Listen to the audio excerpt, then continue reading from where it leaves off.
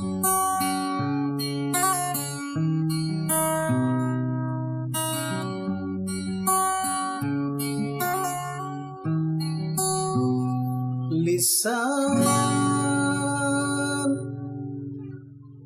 Bismillahirrahmanirrahim. Assalamualaikum warahmatullahi wabarakatuh. Waalaikumsalam warahmatullahi wabarakatuh.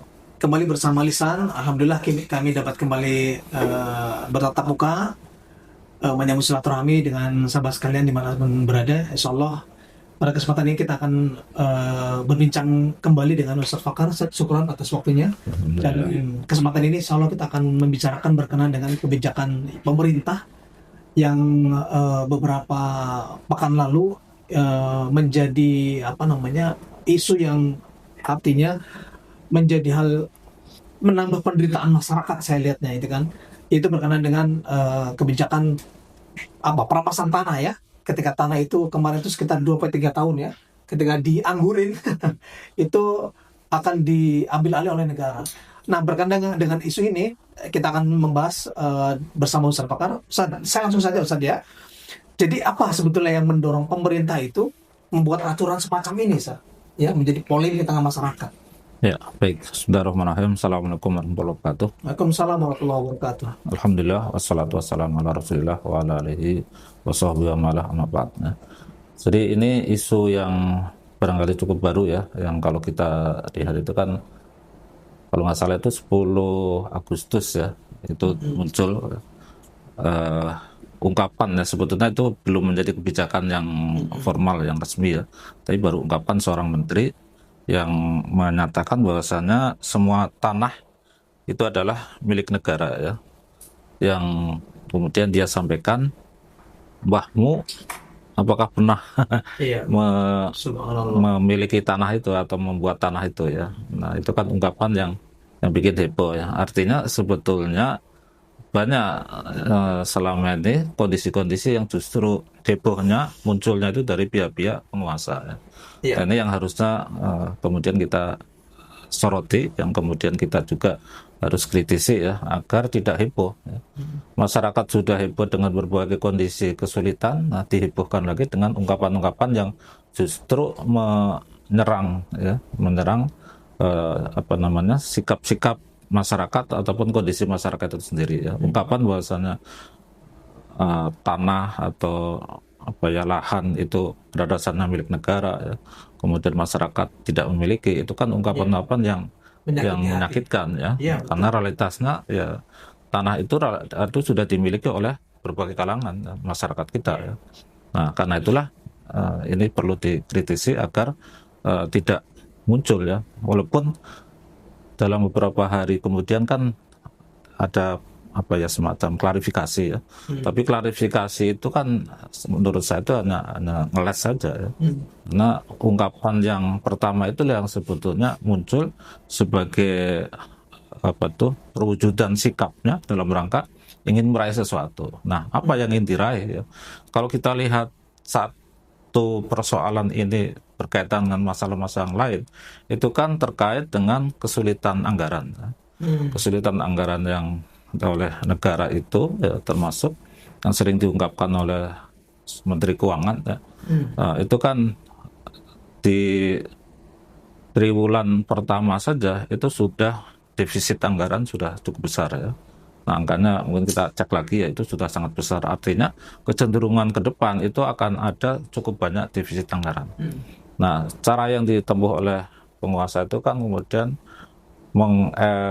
mengelaborasi ya pajak-pajak yang dimungkinkan untuk bisa dicapai dalam rangka untuk mendapatkan anggaran baru ya.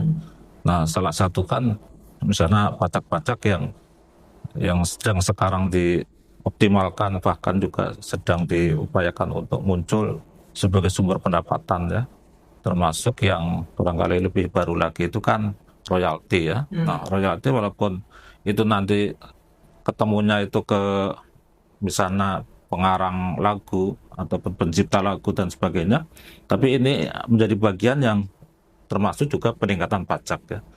Nah, termasuk juga lahan-lahan yang mungkin dipandang itu tidak produktif atau tidak dilakukan ya, oleh miliknya ya, dalam rangka untuk ditanami dan sebagainya, kemudian akan diambil alih oleh negara karena dengan ungkapan bahwasannya itu adalah milik negara ya. Iya, iya. Nah, jadi ujung-ujungnya sebetulnya dalam rangka peningkatan dana oleh negara Oh, iya. agar kebijakan-kebijakan yang ditempuh oleh penguasa itu bisa terlaksana dengan baik. Yang sangat besar itu kan makan gratis ya, makan bergizi gratis, MBG. MBG ya, Iya, MBG. makanan bergizi gratis. Nah, dari baru berapa lama aja itu sudah berapa triliun ya, itu sudah banyak sekali ya. Kita akan bayangkan dalam 1 tahun nanti akan berapa triliun akan bisa digelontorkan untuk itu. Nah, padahal hasilnya ya saya tidak bisa melihat bahwasannya itu akan berpengaruh langsung terhadap kecerdasan anak, kreativitas anak dan sebagainya ya.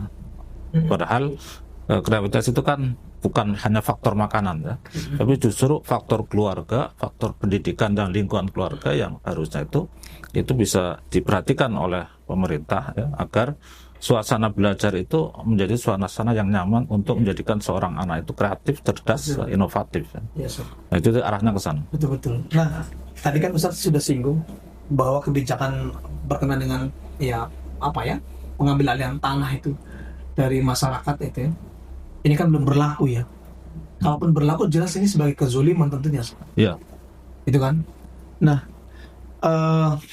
sebetulnya kalau dalam lagi-lagi saya coba menyinggung berkenaan dengan perspektif Islam. Jadi status tanah itu dalam pandangan sekulerisme maupun Islam itu apa perbedaan yang sangat fundamental. Ya.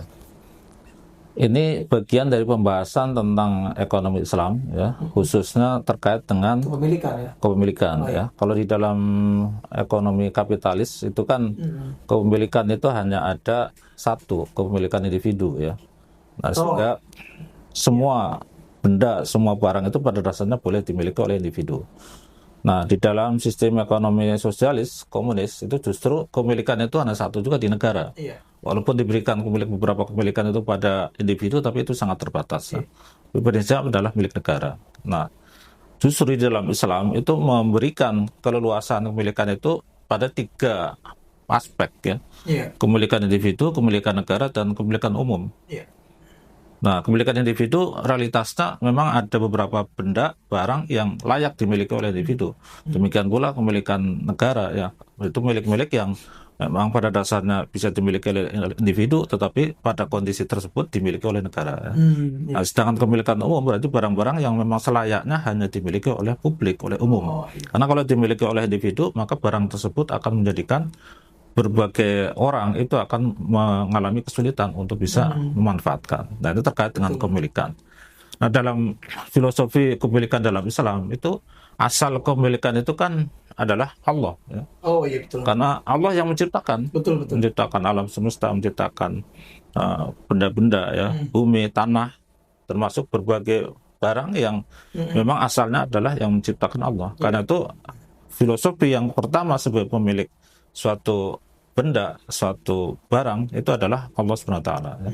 Nah, ini sebagaimana disebutkan dalam beberapa ayat itu cukup banyak ya. Allah menyatakan misalnya di dalam surat Al-Maidah ayat 17 ya, Allah menyatakan a'udzubillahi minasyaitonirrajim. Walillahi mulkus samawati wal ardh wa ma bainahuma yakhluqu ma yasha wallahu ala kulli syai'in qadir. Jadi Allah lah yang memiliki kerajaan langit dan bumi dan apa saja yang ada di antara keduanya.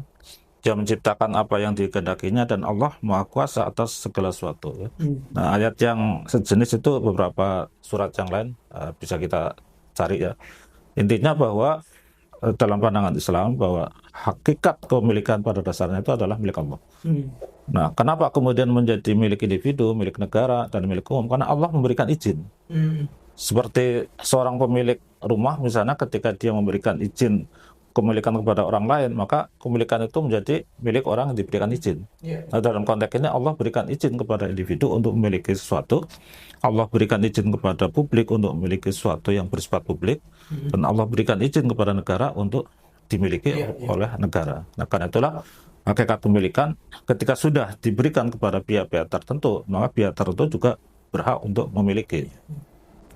Karena itu kalau dikatakan bahwasanya asal kepemilikan itu milik negara, ini bukan pandangan Islam. Ya. Oh. Justru saya khawatir ini bagian dari pandangan sosialis yang orang yang menyatakan seperti itu Iya. berarti ya ada indikasi yang harus kita luruskan ya. Iya. Khawatir itu terdampak dari ide-ide yang bukan dari Islam. Iya. Nah karena itu yang benar adalah bahwa kepemilikan itu dari Allah. Ketika seorang itu memang diberikan kepemilikan yang sifatnya individual ya silakan dimiliki. Tapi di dalam Islam kasus tanah itu memang ada pembahasan tentang kelayakan seseorang untuk tanahnya itu diambil oleh negara itu ada.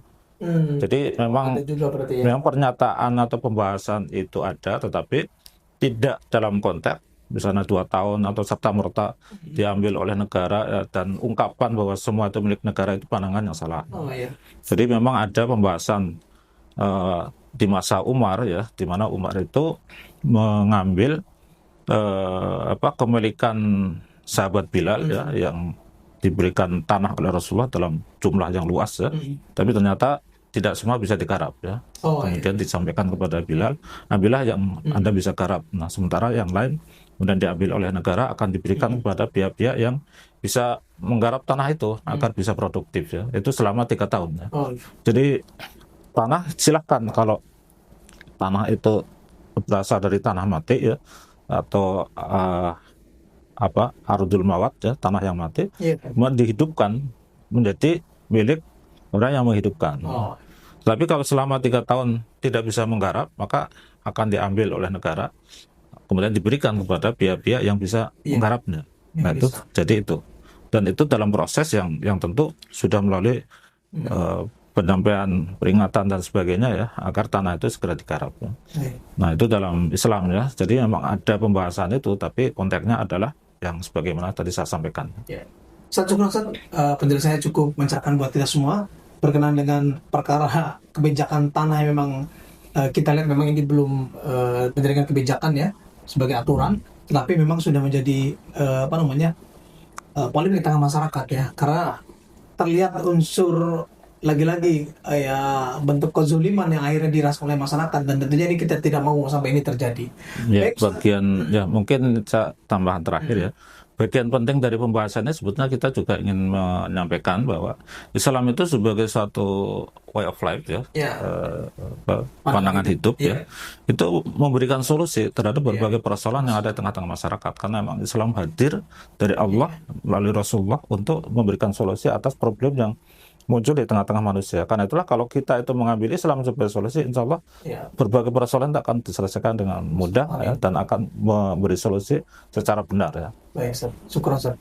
Jadi tinggal bagaimana kita mau atau tidaknya ya menerapkan Islam ini. Baik, syukur Ustaz atas waktu dan kesempatannya. Demikian dari kami. Assalamualaikum warahmatullahi wabarakatuh. Waalaikumsalam warahmatullahi wabarakatuh.